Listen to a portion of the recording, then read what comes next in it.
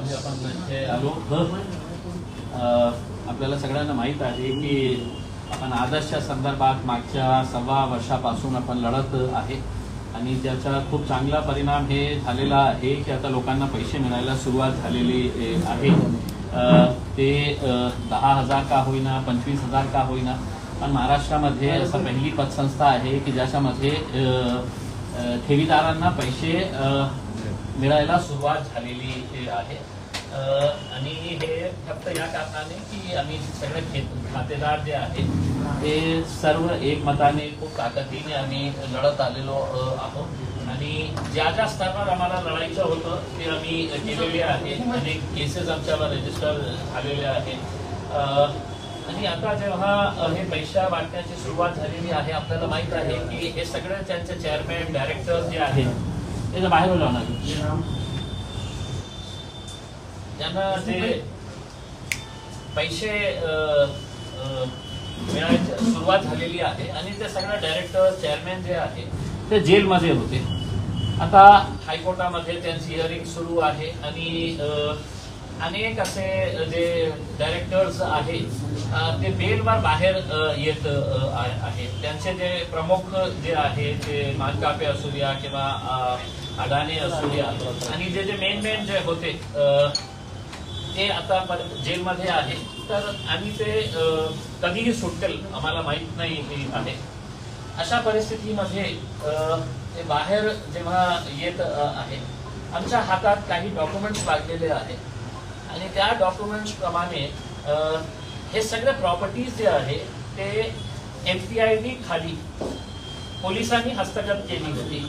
हे सगळे डॉक्युमेंट ते प्रॉपर्टी जे डायरेक्टर्सची होती आणि जे चेअरमॅनची होती मानकापे त्यांच्या परिवारातले सगळे लोकांची होती, हे सगळं पोलिसांनी हस्तगत केली होती. आणि जेव्हा हे FIR रजिस्टर झाला होता 2023 मध्ये, तर त्यावेळी आम्ही सर्वप्रथम पोलिसांना काय सांगितलं होतं की साहेब आपली तुरंत तुम्ही सगळं रजिस्ट्री ऑफिसला, सगळं मंडल अधिकाऱ्यांना, सगळं तलाठ्यांना एक पत्र पाठवा की आदर्श असू द्या किंवा यशस्विनी असू द्या, हे सगळं त्यांचे डायरेक्टर चेअरमॅन जे आहे त्यांची जे प्रॉपर्टी आहे त्याच्यामध्ये काहीही बदल करायचं नाही. कोणत्याही प्रकारे ते विकता कामा नये किंवा फेरफार करू नये. हे पत्र त्यांनी पाठवले होते, त्याची प्रत पण आम्हाला आमच्याकडे आहे.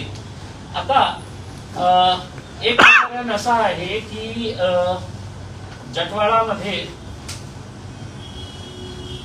एक जमीन होती, कुणाच्या नावावर, तर ते काय नाव आहे त्याचं, पवन देविदास अधाने. आता पवन देविदास अधानेची आई आणि त्याचे वडील हे आदर्श मध्ये जे प्रमुख लुटणारे जे लोक आहे त्यांचा समावेश आहे आणि ते जेलमध्ये आहे, हडसूळ जेलमध्ये आहे. त्यांचा मुलगा आहे तो पवन अधाने, डायरेक्टर कोणत्या कंपनीमध्ये आहे, यशस्विनी मध्ये आहे. तो यशस्विनीचा डायरेक्टर आहे आणि त्याच्याही बाबतीत पोलिसांनी स्पष्टपणे लिहिलं होतं की याची ही प्रॉपर्टी कोणत्याही प्रकारे विकण्यात येऊ नये किंवा त्याचा फेरफार करू नये.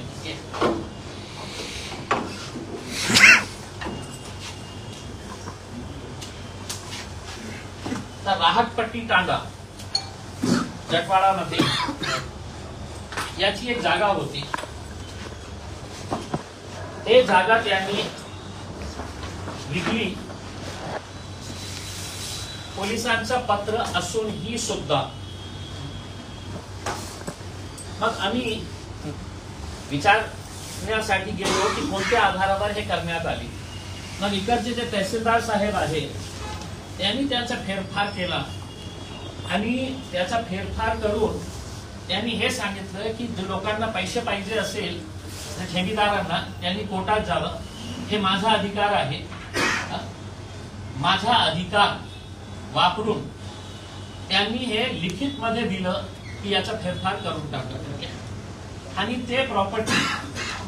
आता आश्चर्य आपल्याला हे वाटणार आहे की जे प्रॉपर्टी घेणारे लोक आहेत राहतपट्टी तांडाचे, हे प्रॉपर्टीच्या संदर्भात सुरेश थोरात, पोलीस निरीक्षक, पोलीस ठाणे सिडको N7 छत्रपती संभाजीनगर यांनी पत्र लिहिलं होतं की याच्यामध्ये कोणत्याही फेरफार करू नये, याचा डीलिंग करायचं नाही. तर हे घेणारे जे लोक आहेत 6 लोक आहेत. ज्ञानेश्वर, पांडुरंग मते, पवन देवी, मनोज मधुकर पोद्दार, दिनकर साडोबा, भिलसनकर, मयूर काकासाहेब पंडित, राजेश सुरेश विखनकर. आता हे जे मयूर काकासाहेब पंडित आहे हे एका पोलीसवाल्याचा मुलगा आहे. एका पोलीस हेड कॉन्स्टेबलचा मुलगा आहे. त्यांनी हे प्रॉपर्टी विकत घेतलेली आहे. म्हणजे 1.25 वर्षापासून ते पोलीसवाल्याला माहित नाही आहे का की आदर्श आणि यशस्विनी मध्ये हे फरार घोषित करण्यात आलेला आहे म्हणून. ज्यांनी हे विकले पवन अधाने हे ऍब्स्कॉन्डिंग आहे. आणि तहसीलदार साहेबांनी हे जे दिलेले आहे आम्हाला की त्याची रितसर हिअरिंग घेण्यात आली होती. म्हणजे 2023 पासून ते 2024 पर्यंत त्यांनी रितसर हिअरिंग घेतली आणि त्या हिअरिंग मध्ये हे माणूस पण उपस्थित होतो. जे पोलीस म्हणते की ऍब्स्कॉन्डिंग आहे, ते फरार झालेला आहे. आता ते कुठे? तहसीलदार साहेबांचं ऑफिस इथे, मुंडलोड साहेब नाव आहे त्यांचं, रमेश मुंडलोड तहसीलदार. हे तहसीलदार साहेब रितसर हिअरिंग घेतली आणि पोलीस म्हणतो की हे आरोपी जे आहे ते फरार आहे. आणि जेव्हा हिअरिंग घेतली तर पोलिसांनाही पत्र पाठवण्यात आला होता की बाबा या हिअरिंग मध्ये तुम्ही पण या. पोलीस तिथे असून सुद्धा हे प्रॉपर्टीचा फेर करण्यात आला. आता तहसीलदार साहेबांनी 24 फेब्रुवारी 2024 ला 24 फेब्रुवारी 2024 ला त्यांनी ऑर्डर पास केली की याचा फेर करून टाका. आम्हाला काही मान्य नाही. पोलिसांनी सांगितलं असेल पण मी प्रॉपरली माझा इख्तियार, माझा अधिकार वापरून मी त्यांना हिअरिंग घेतली आणि मी त्यांना आदेशित करतो. मग त्यांनी मंडळ अधिकाऱ्यांना आणि कलेक्टरांना रिटर्न मध्ये पाठवले की याचा फेरफार करून टाका.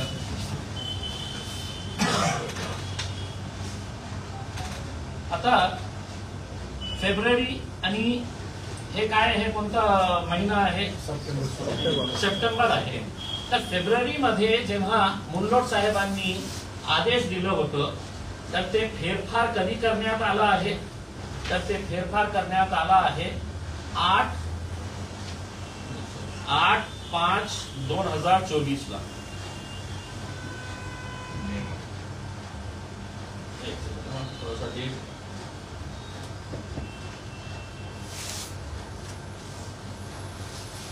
हो, 8/5/2024 ला ते करण्यात आलेला आहे.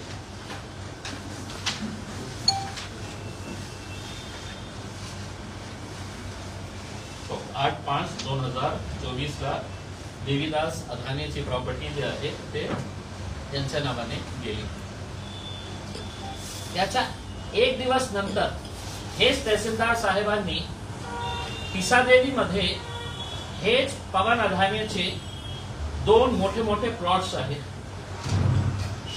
ते 2 मोठे मोठे प्लॉट्सचाही फेरफार करण्याचा आदेश दिला. आणि ते जे घेणारे आहे ते जालनाचे खूप मोठे उद्योजक आहे, सुनील एन गोयल. आता हे जे दोघं प्रॉपर्टीज जे आहे जे पिसादेवी मध्ये विकण्यात आलेली आहे ते कमीत कमी 11,000 स्क्वेअर फीटची आहे ती जागा. तिथे रेट चाललेला आहे 5,000 रुपये. आपण कमीत कमी 5,000 रुपये किंवा 4,500 रुपये ही धरलं तर 5 कोटी रुपयाची प्रॉपर्टी आहे. ते विकण्यात आली. एक वेगळी गोष्ट आहे की त्याचं रजिस्ट्री जे झालेली आहे ते फक्त 46 लाखची रजिस्ट्री दाखवण्यात आलेली आहे. बाजारभाव त्याचा जे आहे ठीक आहे, ते रेडी रेकनर रेट आपल्याला माहित आहे की काय आहे आणि कशा प्रकारे हे सगळं गोंधळ चालतं. आता हे दोघं तिघं प्रॉपर्टीज आपण काउंट केलं तर 6 कोटी रुपयाची प्रॉपर्टी आहे जे विकण्यात आलेली आहे. मग जेव्हा पोलिसांनी पत्र लिहिलेले आहे की हे प्रॉपर्टी विकायची नाही तर कोणत्या आधारावर हे प्रॉपर्टी विकण्यात आलेली आहे?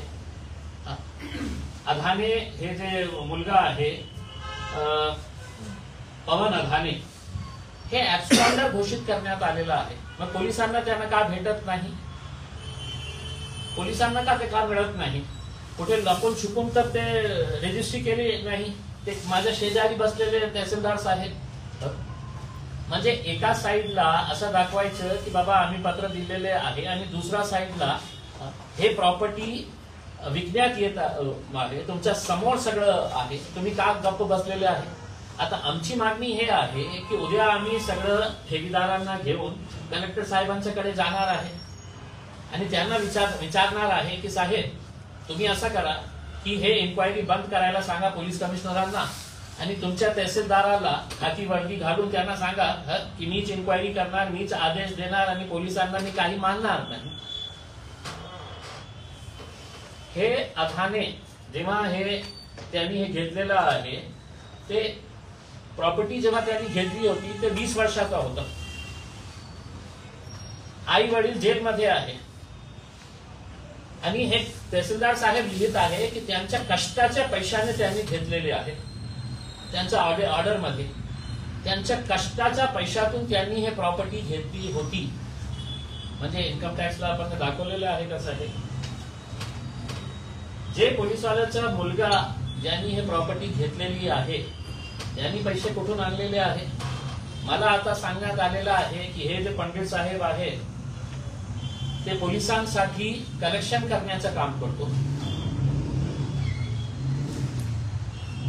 आता याचं उत्तर पोलीस कमिशनर साहेबांनी द्यावा मला. तुमच्या पोलिसांचा मुलगा हे प्रॉपर्टी विकत घेतो. दुसरा अजून मोठा काय रे भाई, अतुल भाई जिंदाबाद.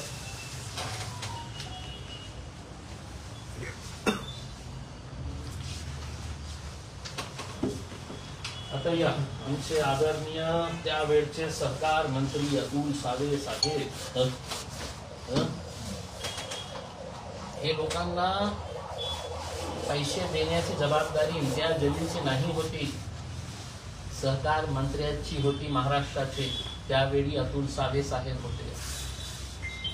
डॉक्टर भागवत कराड देशाचे फायनान्स मिनिस्टर म्हणून पूर्ण देशामध्ये छाती फुगवून ते फिरत होते की मी देशाचा फायनान्स मिनिस्टर आहे. या गोरगरिबांचे पैसा देण्याची जबाबदारी त्यांची होती, माझी नाही होती. पण उलट त्यांनी त्यांचे पैसे न देता यांनी काय केलेले आहे, आता एक FIR रजिस्टर करण्यात आली होती. ते FIR ची डेट आहे 7 ऑक्टोबर 2023.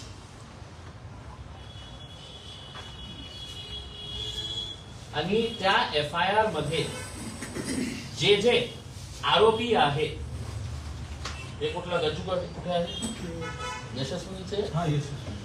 यशस्विनीची FIR कोणत्या तारखेला फाडण्यात आली होती? 7 ऑक्टोबर 2023 ला यशस्विनीची. आणि हे आरोपी मध्ये जे लोक होते ज्यांचे नाव होतं 16 लोक होते. त्याच्यामध्ये सखाराम अधाने, पवन देवीदास अधाने, मंगलराव साहेब मोरे, गणेश नानासाहेब शिंदे आणि असे खूप सारे लोक, 16 लोकांचं नाव होतं. आरोपी नंबर 14 गणेश नानासाहेब शिंदे. हे कोण होतं? माजी व्यवस्थापक, आदर्शचं माजी व्यवस्थापक, ते मॅनेजर होते. ते आरोपी आहे, FIR मध्ये आरोपी आहे यशस्विनीचा. ज्याच्यामध्ये पवन आधाने जे आहे ते फरार घोषित करण्यात आलेला आहे, ते आरोपी आहे. आणि तो पण नानासाहेब शिंदे पण फरार घोषित करण्यात आलेला आहे आजपर्यंत. याची प्रॉपर्टी कोणी घेतली तर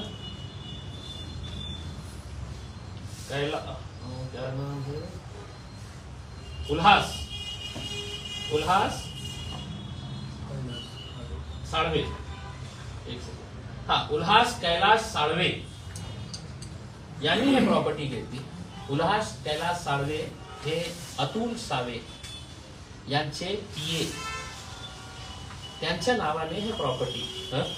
आता पोलिसांचा रोल याच्यामध्ये काय आहे बघा. हे जे रजिस्ट्री करण्यात आली, फेरफार करण्यात आले, त्याच्यामध्ये लिहिलेलं आहे. मी आपल्याला फक्त इतकं वाचतो, तुम्हाला कळेल की काय आहे करके. पोलीस उपनिरीक्षक SIT पथक, पोलीस आयुक्त कार्यालय छत्रपती संभाजीनगर यांचे पत्र क्रमांक सो औरंगाबाद दिनांक सदर पत्रानुसार फेर न घेण्याबाबत कळविले होते. परंतु वरिष्ठ पोलीस निरीक्षक, विशेष तपास पथक, आर्थिक गुन्हे शाखा, छत्रपती संभाजीनगर यांचे पत्र क्रमांक 24/11/2023 हे महत्वाचं आहे, डेट महत्वाची आहे. 24/11/2023 सदर पत्र आधारे कळविले की गणेश नानासाहेब शिंदे हे गुन्ह्यात आरोपी नाहीत. सबब त्यांच्या मालकीची क्षेत्र 3.76 आर जमीन 3.76 आर जमिनीचे फेरबाबत आपले स्तरावर उचित कारवाई करावी असे कळविले आहे. तसेच माननीय तहसीलदार खुलदाबाद यांचे पत्र क्रमांकाच्या आधारे नोंद करण्यात आलेली आहे. FIR कोणत्या तारखेला रजिस्टर झाली? 7/10/2023 ला. आणि हे विशेष काय हे वरिष्ठ पोलीस निरीक्षक, विशेष तपास पथक जे SIT स्थापित करण्यात आली होती, ते कोणत्या तारखेला पत्र देतो? 24/11 ला. FIR म्हणजे 1 महिन्याच्या नंतर ते पत्र देतो आणि ते सांगतो की हे याच्यामध्ये हे आरोपी नाही आहे, त्यांना विकून द्यायचे. त्यांनी लिहिलेले आहे. आता आमच्याकडे असे खूप सारे प्रकरण बाहेर येऊ लागले जे काही पोलीसवाल्यांनीही घेतलेले आहे, रेव्हेन्यू डिपार्टमेंटचे काही लोकांनी दुसऱ्याच्या नावाने घेतलेले आहे. प्रश्न हे आहे की जेव्हा MPID कायद्याअंतर्गत प्रॉपर्टी सीज करण्यात येतं तर कोणत्याही आधारावर ते प्रॉपर्टीच्या कुठल्याही प्रकारचा फेरफार किंवा रजिस्ट्री होऊ शकत नाही. मग हे प्रॉपर्टी कशा कोणत्या आधारावर वगळण्यात आली होती, का वगळण्यात आलेली आहे? आता जेव्हा 2-3 दिवसापासून आम्ही सगळं हे करायला सुरुवात केली तर आज एका पेपरमध्ये आलेलं आहे की आम्ही अजून प्रॉपर्टीज हे MPID खाली घेणार आहे करते. हे विकली त्यांनी. 6 कोटी रुपयाची प्रॉपर्टी ऑलरेडी पवन अदानीने विकलेली आहे. आणि जे प्रॉपर्टी अतुल सावेचे PA ने घेतलेली आहे त्याच्या बाबतीत इन्स्पेक्टरनी सांगितलेलं आहे की हे त्याच्यामध्ये आरोपी नाही आहे. बाबा FIR मी नाही रजिस्टर केलं, FIR तुम्ही सुद्धा रजिस्टर केलेली आहे. आणि या FIR मध्ये स्पष्टपणे हे जे आरोपी आहे त्याला आतापर्यंत अरेस्ट करण्यात आलेला नाही आहे, तो फरार आहे. म्हणजे याचा अर्थ हे आहे की हेही माणूस जे आहे त्यांनी हिअरिंग साठी इथे उपस्थित होतो, तहसीलदारच्या समक्ष उपस्थित होतो. मग पोलिसांनी त्याला ताब्यात का नाही घेतलं? याचा अर्थ हे होतो की मानकापेचा एक मुलगा, काय नाव आहे त्याचं, अनिल मानकापे, ते पोलिसांना मिळतच नाही. म्हणजे बघा तुम्ही की एका मोठा दहशती असलं असतं, दहशतगर्द असलं असतं तर आम्ही समजू शकलं असतं की त्याचं नेटवर्क आहे. एका बँकेचा कुठेतरी ते कोणाच्या संपर्कात असेल ना. त्या जाणून बुजून जे 2 प्रमुख आरोपी आहेत, एक मानकापे, दुसरा अदानी, यांच्या एक मुलाला बाहेर सोडायचं की बाबा तू आम्हाला मदत कर, तुझी काही प्रॉपर्टी असेल तर आम्ही ही विकत घ्यायला तयार आहे. मंत्री साहेबांनीही त्याच्यामध्ये काही हातभार लावलं असेल तर की बाबा एक मुलाला तुम्ही बाहेरच ठेवा, मग आमच्यासाठी खूप चांगलं होईल शक्य. आता जे अतुल सावे साहेबांचे जे PA आहे त्यांची ही सखोल चौकशी व्हायला पाहिजे. पैसे कुठून आले होते? हे जे पंडित नावाचे, काकासाहेब पंडित नावाचे पोलीस कर्मचारी आहेत जे पोलिसांसाठी मला सांगण्यात आलेले आहे ते पैसे गोळा करण्याचं काम करतो. रिकव्हरी आहे म्हणजे सगळ्यांना माहित आहे, जे क्राईम करतं ते सगळ्यांना माहित आहे. मग त्याचा मुलगा घेतो, 22 वर्षाचा मुलगा आहे. इतके पैसे कुठून? म्हणजे मला काय सांगायचं आहे की आता आम्ही कुणावर विश्वास ठेवायचा? एक प्रश्न उपस्थित येतो, बाबा ठीक आहे, आणि इतकं प्रयत्न करून आज जेव्हा ही वेळ आलेली आहे की ते प्रॉपर्टी विकायचे आणि लवकरात लवकर लोकांना पैसे द्यायचे, तर त्यावेळी ते बाहेर घेऊन सगळं प्रॉपर्टी असं विकायला सुरुवात करतात. आता पोलीस कमिशनर प्रामाणिक असेल तर त्यांनी ते तहसीलदारवर FIR रजिस्टर करायला पाहिजे. प्रामाणिक तुम्ही खऱ्या अर्थाने हे गोरगरिबांच्या हितासाठी काम करणारे असेल, कलेक्टर साहेबांना मी विनंती करतो की तुम्ही प्रामाणिकतेने काम करत असेल तर तुमच्या अधिकाऱ्यांनी जेव्हा त्याला लिहित मध्ये देण्यात आलं होतं की हे असा कोणत्याही प्रॉपर्टीचा फेरफार होऊ नये, मग त्यांनी केली असेल तर आम्ही कलेक्टर साहेबांना विनंती करणार की तुम्ही कंप्लेनंट व्हा साहेब. तुमच्या नाकच्या खाली हे सगळं चाललेलं आहे, तर आपणही त्याच्यामध्ये कंप्लेंट देऊन पोलीस कमिशनरांना सांगा की FIR रजिस्टर करा याचा आमच्या तहसीलदाराविरोधात. आणि जे आपल्यासाठी पैसा गोळा करणारे पोलीसवाले आहेत त्याच्या बाबतीत पोलीस कमिशनरांनी आम्हाला सांगावे की ते त्याला खूप भोला आहे, त्याला माहित नाही होतं की आपला आदर्शचं काही प्रकरण आहे, यशस्विनीचं काही प्रकरण आहे, म्हणून ते विकत घेतलेली आहे त्यांनी प्रॉपर्टी.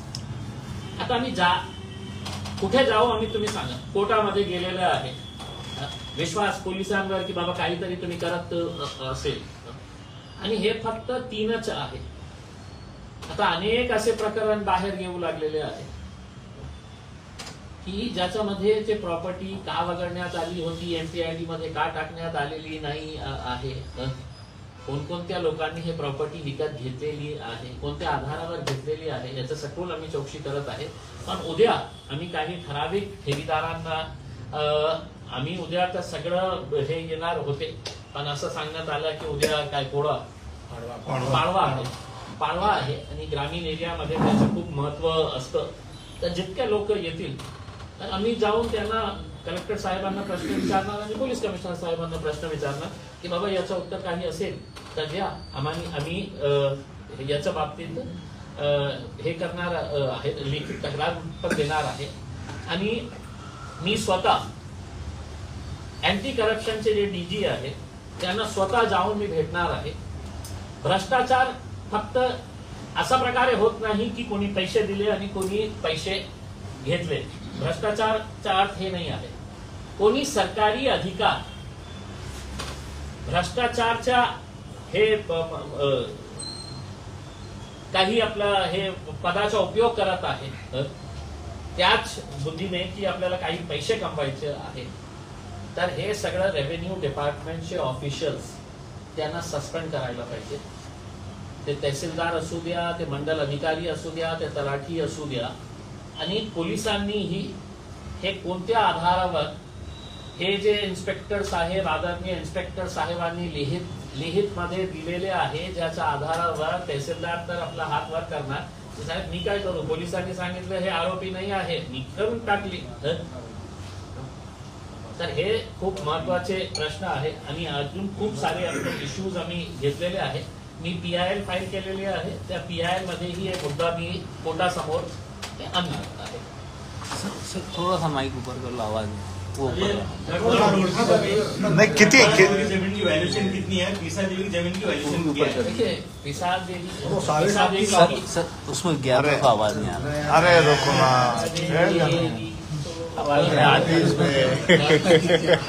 चल. सर काय व्हॅल्युएशन काय आहे जमिनींचे? कांडाची जे प्रॉपर्टी घेण्यात आलेली आहे त्याचं व्हॅल्युएशन काय आहे? 10 लाख रुपये 1 एकर. ऑफिशियली 10 लाख रुपये मध्ये त्यांनी रजिस्ट्री केलेली आहे. नाही हे जे दोन्ही आरोपी आहेत जे तहसीलदाराकडे हिअरिंगला आले होते, हे फरार असताना त्यांच्याकडे कसे काय येतात, मग पोलिसांना सापडत नाहीत का? ते आम्हाला प्रश्न, सर्व मोठा प्रश्न आम्हाला हे विचारायचं आहे. हे जे अधाने नाही पवन अधाने पोलिसांच्या रेकॉर्डवर ते फरार आहे, यशस्विनीचा डायरेक्टर आहे. आणि दुसरा याच्या बाबतीत मी आपल्याला सांगतो की हे जेव्हा जमीन विकायला आली होती, पिसादेवीच्या बाबतीत मी बोलतो, तर तिकडचे 12 ठेवीदार आहेत. त्या 12 ठेवीदारांनी लिखित मध्ये तहसीलदारांना पत्र पाठवले होते की आम्ही यशस्विनीचे, आदर्शचे आणि कृष्णा एक पतसंस्था आहे त्याचे डायरेक्टर ही कोण आहे माहित आहे का? तेच पवन अधाने आहे. म्हणजे काही का माझ्या काही कोणी वाकडा करू शकत नाही. मी आदर्शमध्ये माझे आई वडील आहे, ते पैसे तिथून लुटणार आहे. मी जे आहे म्हणजे आदर्शच्या घोटाळ्यात तर महसूल आणि पोलीसवाले बी आहेतच आहे ना. आदर्शच्या घोटाळ्यामध्ये महसूल आणि पोलीसचे बी लोक सहभागी झालेत का असं तुम्हाला म्हणायचं? आता त्यांनी उत्तर द्यावं ना. काकासाहेब पंडित त्यांच्या मुलांनी घेतलेला आहे प्रॉपर्टी, पोलिसवाल्याचा मुलगा आहे. कोणाच्या फ्रंट म्हणून ते काम करत आहे का की बाबा तुझ्या नावाने तू प्रॉपर्टी करून घे करतेस नाही.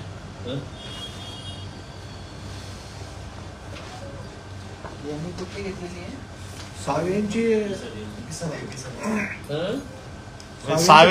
सावेंच्या दबावाखाली तर ते त्यांना FIR हे केलं नसेल. ते जे आहे ना सावेंच्या पीएची प्रॉपर्टी धामणगावची आहे. ते सुनील आणि गोयल खूप मोठे उद्योगपती आहे. कोणी हे जाणण्याचे किती काय करते स्टीलचे त्यांनी नाही एकर नाही, ते रेसिडेंशियल प्लॉट्स आहेत. 46 लाख तो 46 lakhs में दिए हुए है. पण ते तिकडचं जे रेट सुरू आहे रेडी रेकनर 43 lakhs किती प्लॉट आणि 33 lakhs. प्लॉट किती घेतले? दोन प्लॉट आहेत.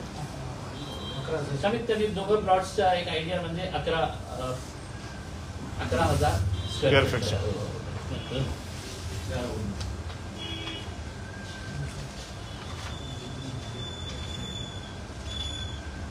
राहटपट्टी तांडामध्ये काकासाहेब शिंदे 5 लोक आहेत. ज्ञानेश्वर मटे, मनोज पोतदार, दिनकर, भीमशंकर, मयूर, काकासाहेब पंडित आणि राजेश लिखाणकर. अतुल सावेचे PS नाव साळवे. त्यानं कुठे घेतलेली आहे ते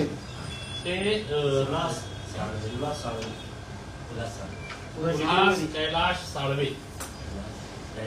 एरिया कोणता? धामणगाव 3.. MPID मध्ये नेमक्या किती प्रॉपर्टीज आतापर्यंत त्यांनी हे केलेल्या आहेत, सर्टिफाईड केल्यात किंवा हे आमच्याकडे आहेत आणि अजून म्हणजे हे वगळण्यात आले का सुरुवातीपासूनच नव्हते MPID मध्ये?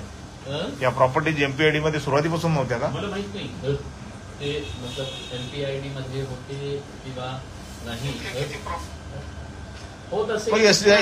SIT न काय केलं मग? मुख्य प्रश्न हे आहे की समजा ते MPID मध्ये पहिल्या लिस्टमध्ये त्यांनी नाही घेतलं असेल, दुसऱ्या लिस्टमध्ये घेणार आहे. प्रश्न हे आहे की मानकापे असू द्या, अधाने असू द्या, त्यांचे बँक मॅनेजर्स आहे, जे आरोपी आहेत त्यांच्या सगळे प्रॉपर्टीज जे आहेत ते MPID मध्ये आले होते. तर ते नावाने महत्वाचं आहे की एका साईडला तुम्ही म्हणतो की पवन अधाने ऍब्स्कॉन्डिंग आहे, फरार आहे, आम्हाला मिळत नाही आहे. त्याची सगळी प्रॉपर्टी यशस्विनी मध्ये ते कोणत्याही प्रकारे त्याचा रजिस्ट्री, त्याचा फेरफार होऊ नये याच्यासाठी पत्र देण्यात आलं होतं. तरी आता तहसीलदार साहेबांनी सांगितलेले आहे आणि तहसीलदार साहेबांचा ऑर्डर तुम्ही बघितलं तर इतकं म्हणजे मला काही देणं घेणं नाही. अर्जदार यांचा अर्ज नामंजूर करण्यात येते. प्रकरणात मौजे राहटपट्टी तांडा गट क्रमांक 20 मधील फेरफार नंबर 947 मंजूर करण्याबाबत सक्षम अधिकारी यांना परवानगी देण्यात येते. आणि दुसरं काय म्हणतो, सदर निर्णयाविरुद्ध मान्य उपविभागीय अधिकारी छत्रपती यांच्या न्यायालयात विहित मुदतीत महाराष्ट्र अन्वये रितसर अपील दाखल करता येईल. म्हणजे हे गोरगरीब लोकांना ते काय म्हणतो, मी दिलं परमिशन, आता तुम्हाला पाहिजे जमीन तर तुम्ही कोर्टामध्ये जा. अरे बाबा, तुमचा इंटरेस्ट काय आहे की 2 दिवसामध्ये तुम्ही पवन अधानेचे एक जजमेंट दिले 24 तारखेला, दुसरा जजमेंट दिले 25 तारखेला पवन अधानेचा, दुसरा काही फेरफार राहिला नाही होता. आता फेब्रुवारीमध्ये दिलं होतं, मग 3-4 महिने त्यांच्या मंडळ अधिकारीने तिथे का थांबवले होते, त्याच्यानंतर का त्यांनी फेरफार केली होती? बाबा तहसीलदारचं ऑर्डर आलं ना लिहित मध्ये, तर एका कर्मचाऱ्यांनी आम्हाला सांगितलं की साहेब सगळ्यांना माहित होतं की हे खोटं निर्णय आलेला आहे तहसीलदार कडून, आम्ही फसतील म्हणून केलं नव्हतं. म्हणून आम्ही हे फेरफार करायला तलाठी तयार नाही होते. पण त्यांच्यावर दबाव टाकण्यात आला. दबाव टाकल्यानंतर हे सगळं फेरफारची प्रक्रिया करण्यात आली. म्हणजे हे किती लोकांनी म्हणजे त्याच्यामध्ये नाही का रितसर त्यांनी हे केलं होतं की साहेब हे प्रॉपर्टी जे आहे हे आमची आदर्श ठेवीदारांची आहे. आणि त्याच्यामध्ये किती 12 लोकांनी ऑब्जेक्शन घेतलेलं होतं. अर्ज दिले होते. कधी दिले होते? 25/2. जेव्हा त्यांना हे माहित होतं की हे हिअरिंग सुरू आहे तर हे सगळं ठेवीदार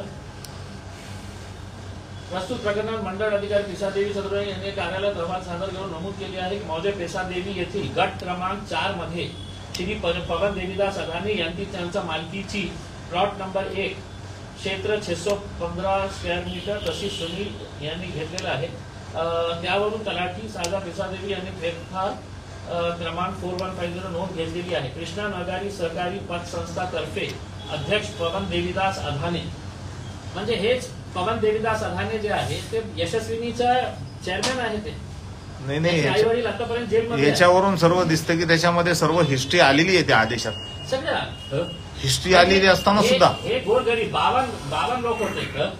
शिवाजी नारायण गायके, गंगूबाई, श्रीमती गंगूबाई नारायण, श्रीमती सुनीता रवींद्र मते, सुनीता दादाराव काळे, हे 12 लोकांनी तहसीलदारांना विनंती केली होती की साहेब हे जमिनाचा फेरफार करू नये, आम्ही लिखित मध्ये देतो की हे फरार आरोपी आहे आणि हे जमीन जे आहे एनपीआयडी खाली आलेली आहे. पोलिसांनी याच्या बाबतीत काहीही तरी सुद्धा त्याला काहीही महत्व देण्यात आलेलं नाही आहे.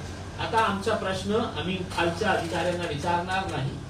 कलेक्टर साहेब आणि पोलीस कमिशनर साहेबांनी याच्या बाबतीत आम्हाला उत्तर द्यावे, नाहीतर आम्ही पुन्हा जिल्हाधिकाऱ्यासमोर सर्व ठेवीदारांना घेऊन खूप मोठा आंदोलन आम्ही करणार आहे.